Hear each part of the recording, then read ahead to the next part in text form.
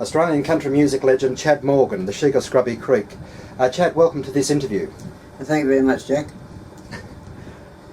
Chad, now you started off in 1952. Can you just give us a brief story about how it all started for you with Amateur Hour and RAF? Well, it started in the RAF. A lot of people don't know, but I did have an interview or an audition for Amateur Hour back in 1950. But I sang a straight song and didn't get anywhere, never heard from them. And then when I was in the RAF, I was singing around boxing tents, boxing bouts that one of the officers was running, and he heard me and he asked me would I sing in the ring in between. So I was doing that, and then one of the other cooks in the RAF come in one morning skiting about how he'd gone and had an audition for Amateur Hour, and so all the other blokes said, "Oh, if he can do it, so can you." And I said, "No," because I'd already had an interview and didn't do any good, and they said, "Oh, go on, you haven't got the guts to do it." That was it. So I was in, and I got on, and so just everything snowballed from there. They were after it, and they did a record and took it to EMI, and of course from the rest is history. And that first record did outsell a few top artists. Well, I saw in 1953, no, 52, or was it? Yeah, late 50, early 53, they, a girl in a record bar showed me a flyer that EMI was sending round to all the advertising, which records, and what was the top sellers.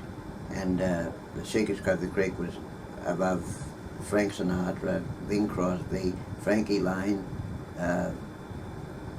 Perry Como, and just everybody out. It was the highest selling record for that month. That all the overseas artists, everybody, it just outsold everything.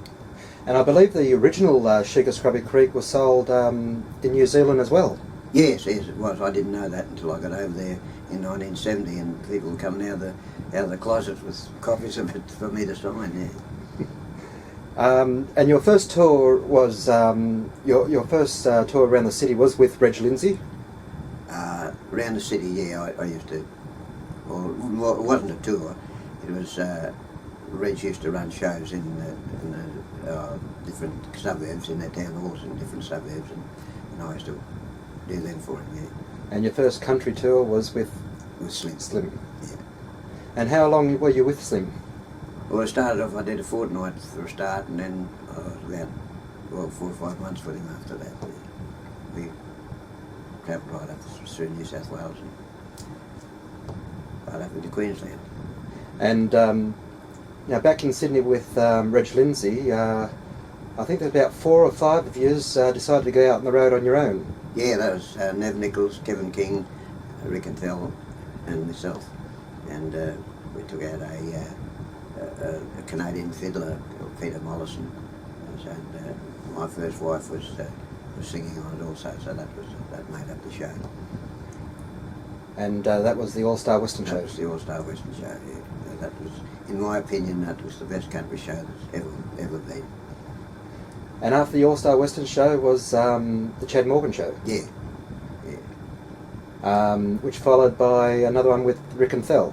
Yeah, I did a short stint with Rick and Thel. It was Chad Morgan and Rick and Thel with the All-Star Western Show. And we did a couple of shows around New South Wales. We did a tour of Western Australia. And that was the last tour I ever did with them. And I believe on that particular tour, Kevin Bloody Wilson was on that tour, but he wasn't known as Kevin. No, he wasn't Kevin. No, he was. Yeah, he was a good little straight singer, and he wrote some good songs. I recorded a couple of his songs.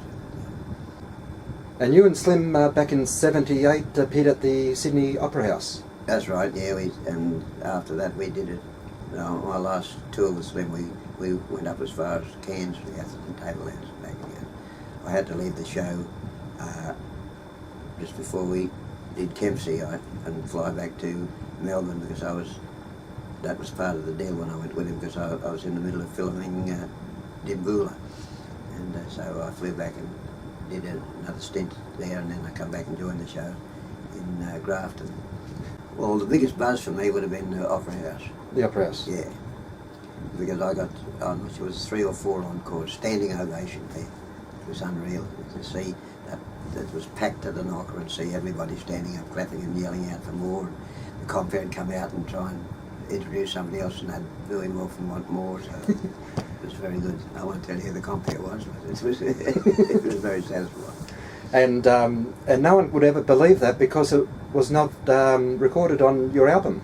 No, it's no, it was chopped off. That was recorded, and for some reason, I know the reason, it was held back, and it was buried. The tape was buried, and I'll give Nick Irving credit. He hounded and hounded and hounded until they released it on an album, but they cut all that part of it out off the tape. And talking about Dimboola, you also appeared in Newsfront. Yeah, that was before Dimboola. Yeah. It was funny that Bruce Spence was in both Newsfront and Dimboola. Yeah, he was too. Can we talk about the album that went platinum or gold within the first fortnight or first week? Yeah, that was Sheila's, Broncos, Dills and other geezers. Yeah, Billy Robertson from EMI, he put that together. He was a master at compilation records, and what I liked about it, he had the courtesy of sending me the list that he'd picked out to go on it, and he had the courtesy of sending it to me and asked me, did I want any of them changed, or did I want to put any other ones that I prefer in there? And I thought, no, he's done a good job. I said, no, just leave it like it is. Yeah, and you are still touring Australia? Still going, yes. This coming year, or this year now, we're going doing shows down the south or north coast of New South Wales, and then I'll go down into Victoria and do some shows there, and then I've got to go to South Australia and do more shows there, and up North Queensland I've got a festival to do up there, and I've got the Gympie Muster to do, and then I've got to do the Mildura Festival again this year. I did it last year. It was a terrific festival. It was for me. So they've asked me, would I go back again? So I'll be back again. Thanks, Chad, for your this interview, and we'll catch up with you down the track somewhere along the line. Thanks, mate. See you down the track, Jack.